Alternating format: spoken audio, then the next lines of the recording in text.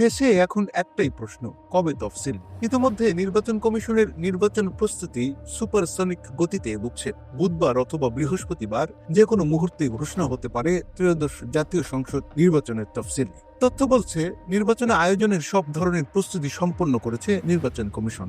Returning officer ও সহকারী returning অফিসারদের প্রজ্ঞাপন থেকে শুরু করে মোবাইল কোর্ট, বিচারিক ম্যাজিস্ট্রেট, মনিটরিং সেল, এমনকি আইন শৃঙ্খলা সেলের ফরম্যাটও একেবারে রেডি। ইসির কর্মকর্তারা নিশ্চিত করেছেন, এখন শুধু সময়ের অপেক্ষা। সবকিছু ঘোষণাযোগ্য অবস্থায় রয়েছে। তফসিল ঘোষণার ভাষণও প্রস্তুত। এজন্য বিটিভি ও বাংলাদেশ বেতারকে নির্দেশ দেওয়া হয়েছে প্রধান নির্বাচন কমিশনারের রেকর্ডেড ভাষণ ধারণ করতে।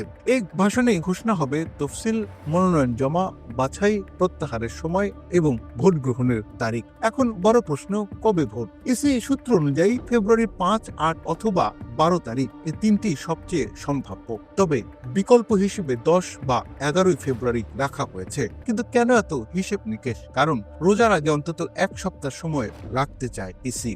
যদি কোনো কেন্দ্রে সহিংসতা বা অনিয়মে ভোট স্থগিত করতে হয়, তাহলে সেই ভোট এক সপ্তাহের মধ্যেই পুনরায় নিতে হবে। এ সময় যেন রমজানে না পড়ে, এটাই ইসির পরিকল্পনা। মঙ্গলবার সকালে প্রধান নির্বাচন কমিশনার প্রধান বিচারপতি সৈয়দ রিফাত আহমেদের সঙ্গে প্রায় 1 ঘন্টা বৈঠক করেন। এই বৈঠক ঘিরেও রাজনৈতিক অঙ্গনে জোর আলোচনা ছড়িয়েছে। অন্যদিকে বুধবার দুপুরে রাষ্ট্রপতির সঙ্গে আনুষ্ঠানিক সাক্ষাৎ, আর এরপরই তফসিল ঘোষণার সম্ভাবনা সবচেয়ে বেশি। নির্বাচন কমিশনার মোহাম্মদ আনোয়ারুল ইসলাম সরকারের ভাষায়, সব প্রস্তুতি সম্পন্ন, ঘোষণা এখন সময়ের ব্যাপার মাত্র। আরেক কমিশনার আব্দুর রহমানুল মাসুদ সরাসরি বলেন, আইন শৃঙ্খলা নিয়ন্ত্রণ তফসিলের আগেই ইসির দায়িত্ব নয়, তবে তফসিলের পর সবাইকে সমান সুযোগ নিশ্চিত করা হবে। বাংলাদেশে ইতিমধ্যে 12টি জাতীয় নির্বাচন অনুষ্ঠিত হয়েছে। এর মধ্যে আওয়ামী লীগ জয়ী হয়েছে 6 বার, বিএনপি 4 বার, জাতীয় পার্টি 2 বার। সব সংসদই মেয়াদ পূরণ করতে পারেনি। অস্থিরতা, রাজনৈতিক আতঙ্ক, অনিয়ম। প্রথম, দ্বিতীয়, তৃতীয়, চতুর্থ, ষষ্ঠ ও দ্বাদশ সংসদ সময়ের আগেই ভেঙে যায়। সবচেয়ে বেশি ভোট পড়েছিল 2008 সালের নবম নির্বাচনে, 87%।